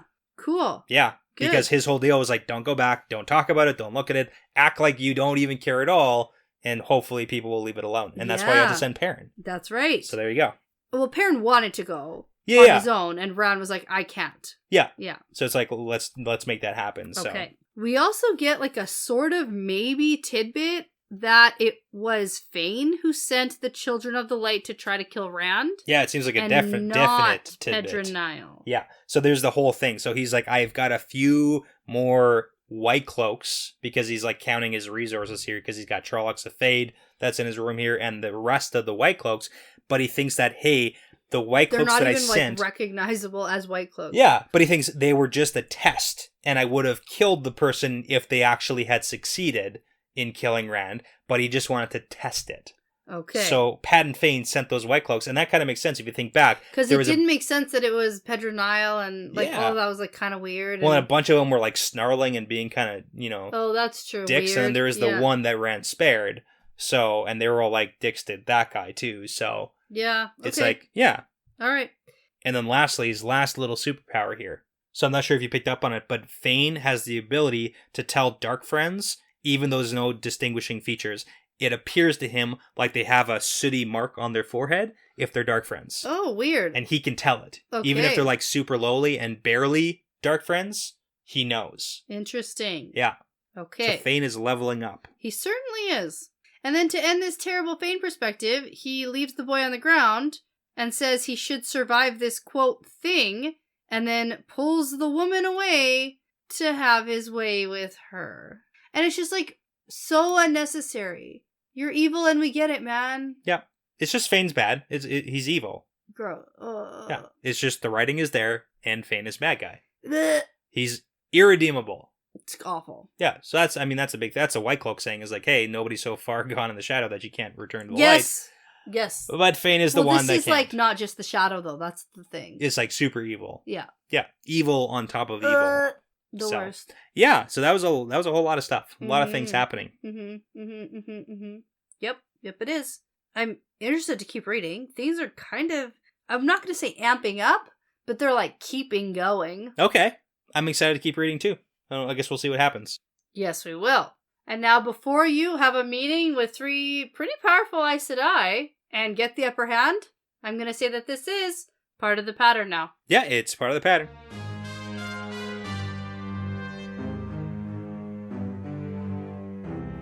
Well, that's all for now, folks. Thanks for sticking around to the end of the episode, and thanks for listening. The Wheel Weaves is hosted by Dani and Brett, produced by Dani and Brett, with Essen, Passion Socks, Mozyme, Moltude, Benjamin, Michelle O'Brien, Jamie Young, Cody Fouts, Megan Smiley, Jonathan Reese, and Kaz. With music by Audionautics.com. If you're interested in supporting us and the podcast, you can find us on our Patreon page at patreon.com/thewheelweavespodcast. For all things The Wheel Weaves, like how to get in touch with us, how to send us really cool shot glasses, our social media links, how to join our Discord, and for just some general information about the show and the hosts, you can head over to our website at thewheelweavespodcast.com. And as always, don't forget to tell a friend about us, to leave us that 5-star review, and to hit that subscribe button over on YouTube. We'd really, really appreciate that, and it does help a lot. Thanks again for listening. This really is part of the pattern now.